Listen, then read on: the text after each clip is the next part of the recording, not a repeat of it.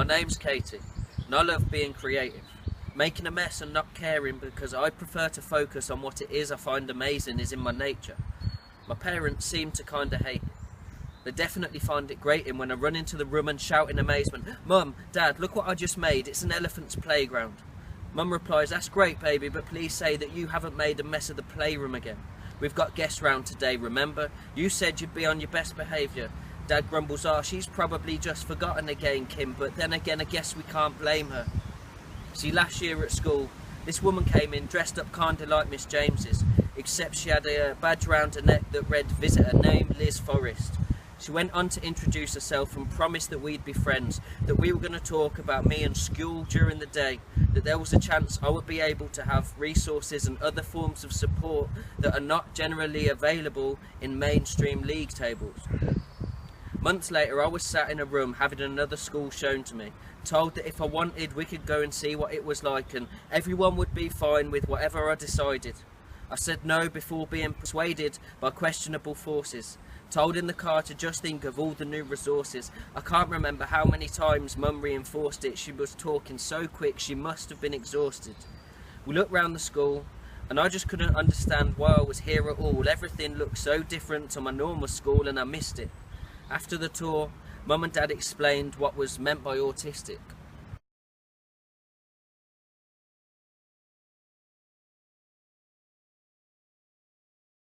My name's Oliver, and I'm from a place where all holidays involve all sorts of foreigners and streets covered in orange dust. Turns out orange does kinda rhyme. I'm kinda cocky. I'm always getting picked up from after school rugby and hockey. Mum's always citing how she's delighted that I've turned out polite and witty, and look so smart with my tie done up and a blazer that's slightly fitted. When I started school, Mum said other kids might look at my blazer funny and make comments about me going to a school where you have to pass a test and pay money. See, according to the 2007 article by Lachlan and Boyle, labels provide people with a social identity, a sense of belonging to a group. However, the counter-argument is labelling can lead to teasing and low self-esteem. In other words, can be a reason for bullying.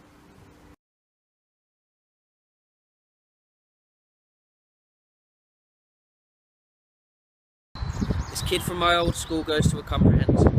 Apparently when they see someone from a grammar school, it's like, look at the alien.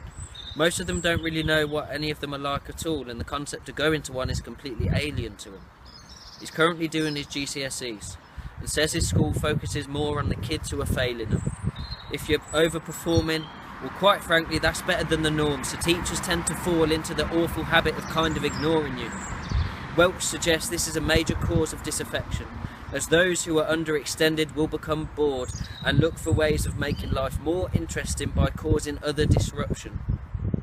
I guess it's just coincidence he's recently developed a weed addiction and says his mum worrying is an addictive form of attention, and if he got caught, well, at least that'd be something, because his school's currently giving him nothing, no guidance or assistance in getting the A's he was originally hunting.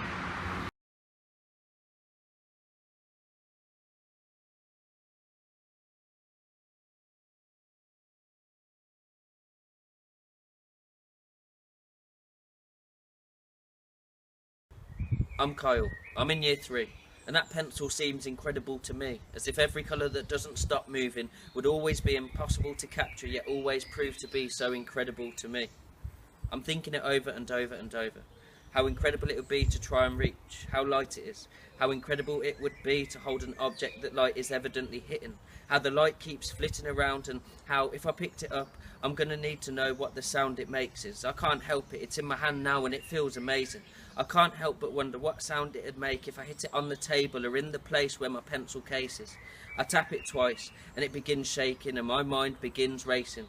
I look up at the rest of the room smiling, only to be met with a sea of irritated faces, and I've no idea what they're all so disgraced with.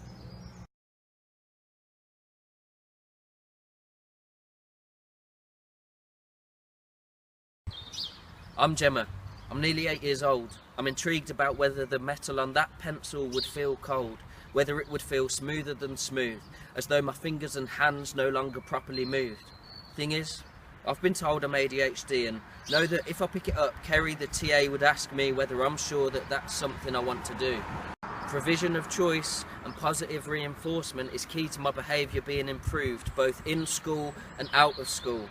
See, the staff at the CAM Centre recommend it as a technique my parents should use, that you should praise kids whenever they do something good, and they'll eventually associate good behaviour with increased attention from you. I often get bored. This seems to be mistaken for non-compliance or even the inability to cope. But how am I meant to stay on task, sat in a classroom designed to reduce distraction where there's over 1,000 colourful objects in my view? I sat with Mum, Dad, Mrs Smith and the headmistress and was told that accommodation would be made. All this really meant was that I sit next to the teacher nearly every day.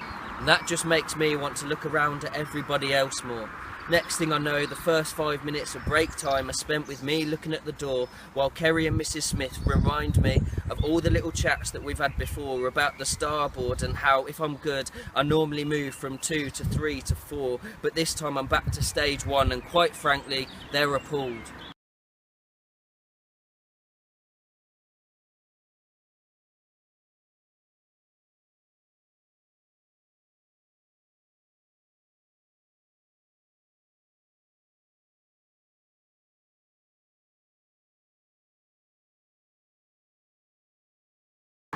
I'm Mr Rowland, and I'm teaching the bottom set today. I'm pushing them to get C grades because unfortunately they've no chance of A's. They're all doing the foundation tier paper, and that ain't likely to change. Having sex is argued to be one of the best ways of improving the qualifications obtained, as schools which offer the most successful learning experiences are likely to be those which have carefully considered the question of differentiation. And what that comes down to is consideration of the input, processing and output of information that each child is capable of maintaining. So changing the work appropriately is a definite need if you're hoping to reach targets.